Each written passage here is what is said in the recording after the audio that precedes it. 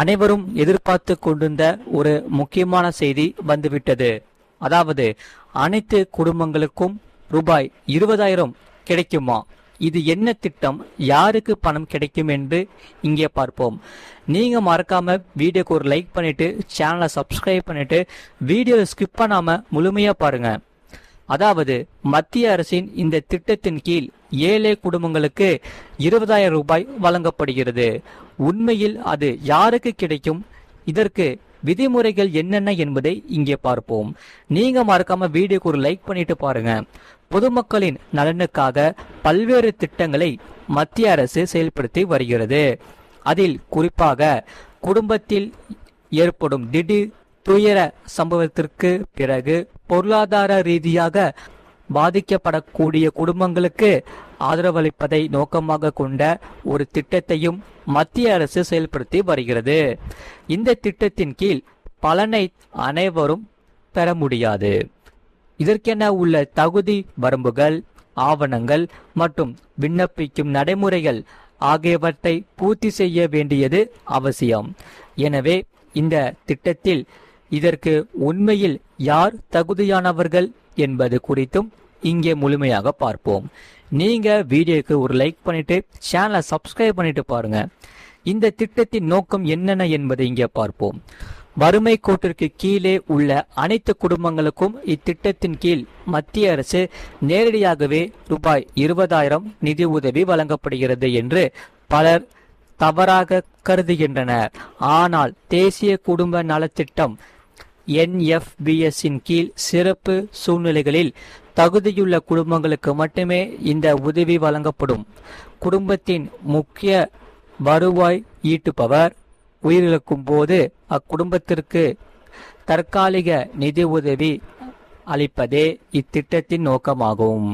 சரி, தவறாக பரவும் செய்திகள் என்னென்ன என்பதை இங்கே பார்ப்போம். அதாவது இத்திட்டம் குறித்த முழுமையற்ற அல்லது தவறான தகவல்கள் சமூக ஊடகங்களில் வேகமாக பரவுகிறது. போதிய தகவல்கள் இல்லாததால் தகுதியுள்ள பல குடும்பங்களால் இதற்கு விண்ணப்பிக்க முடியதில்லை. மறுபுறம் தகுதி இல்லாமலேயே பலரும் இதன் பலன்களை பெற விரும்புகின்றன.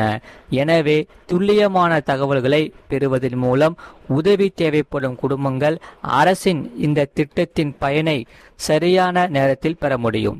சரி, வறுமை கோட்டிற்கு கீழ் உள்ளவர்களுக்கான அட்டை BPL கட்டாயமா என்று இங்கே பார்ப்போம். நீங்க மறக்காம வீடியோக்கு ஒரு லைக் பண்ணிட்டு பாருங்க. இந்த திட்டத்தின் கீழ் பயன்பெற BPL அட்டை வைத்திருப்பது மட்டும் போதாது.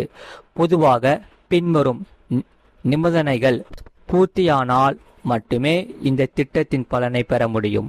இதில் குடும்பத்தின் முக்கிய வருமானம் ஈட்டுபவர் இருந்திருக்க வேண்டும்.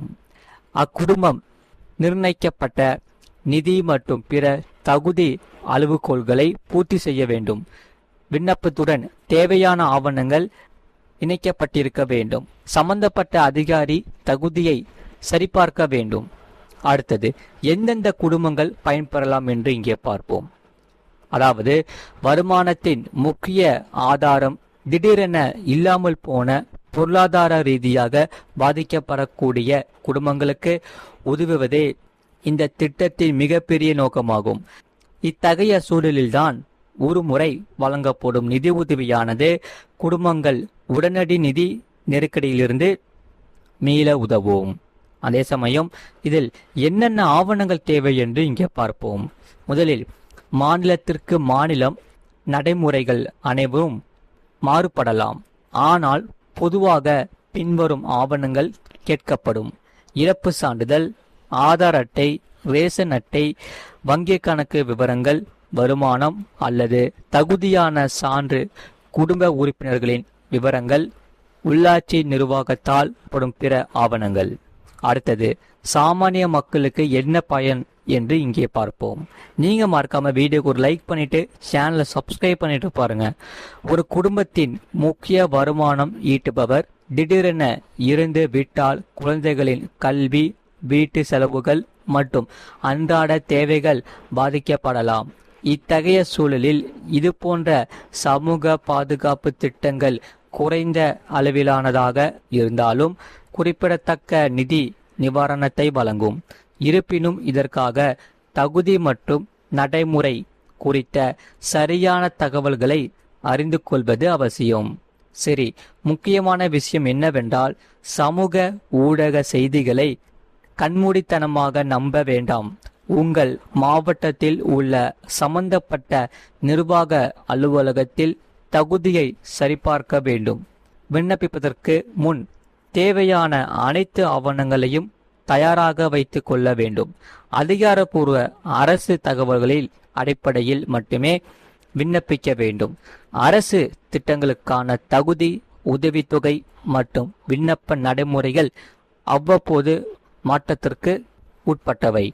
சரி, டிஜிட்டல் சேவைகளில் விரிவாக்கத்தால் எதிர்காலத்தில் விண்ணப்பம் நடைமுறை இணையம் சார்ந்ததாகவும் எளிமையாகப்பட்டதாகவும் மாறலாம். ஆனால் இறுதி விதிமுறைகள் சம்பந்தப்பட்ட அரசு மற்றும் நிர்வாக உத்தரவுகளையே சார்ந்திருக்கும் என்பதை நினைவில் கொள்ளவும். மறக்காம வீடியோக்கு ஒரு லைக் பண்ணிக்கோங்க, சேனலை சப்ஸ்கிரைப் பண்ணிக்கோங்க. இந்த செய்தியை பற்றி நீங்கள் என்ன சொல்கிறீங்கிறத கமெண்ட் செக்ஷனில் மறக்காம கமெண்ட் பண்ணுங்க. அதே சமயம் இலவச பயிற்சி தமிழ்நாடு அரசின் 3 நாள் ட்ரைனிங் தருகிறார்கள்.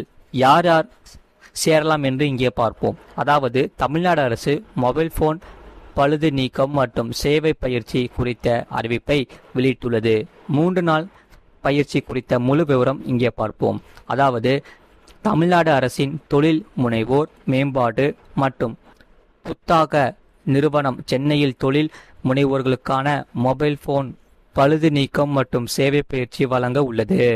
அந்த வகையில் சென்னையில் வரும் ஜூன் 23ஆம் தேதி ஜூன் 25ஆம் தேதி வரை 3 நாட்கள் காலை 10 மணி முதல் மாலை 5 மணி வரை பயிற்சி வகுப்புகள் நடைபெற உள்ளது.